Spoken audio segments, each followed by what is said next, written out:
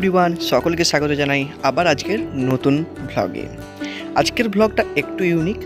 আজকে প্রায় 5 কিলোমিটার রাস্তা অতিক্রম করছি শুধুমাত্র চায়ের নেশায়।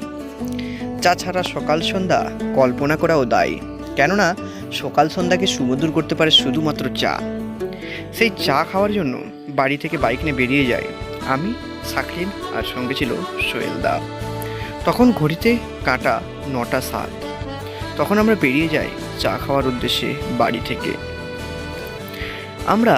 আমি আগের ভিডিওতে হয়তো বলতে পারিনি, বাট আমি একটা সাইবার ক্যাফ ওপেন করেছি, যেটা আমি আমার দুর্গাবেড়িয়াতে করেছি।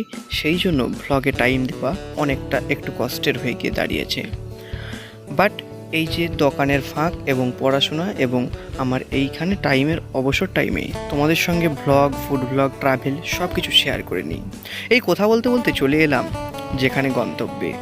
এটা পুরোপুরি হলদিয়া লায়ন্স ক্লাব দেখতে পাচ্ছ, এটার বিপরীতে। এখানেই পৌরাঞ্চল স্কুলের বিপরীতে এখানে চায় আড্ডা।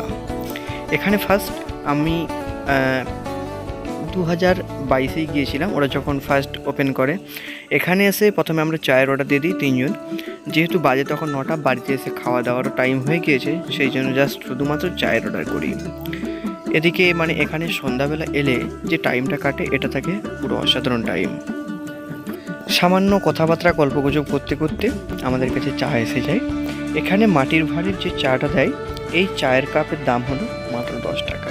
এখানে আলাদা আলাদা রকমের চা পাওয়া যায়, নর্মাল চা পাওয়া যায়, আদা চা পাওয়া যায়, লেমন টি পাওয়া যায়, বিভিন্ন রকমের চা পাওয়া যায়। ফার্স্ট আমরা দুধ চা, যেটা নর্মাল টি, 10 টাকা করে কাপ, ওটা ট্রাই করে নিলাম।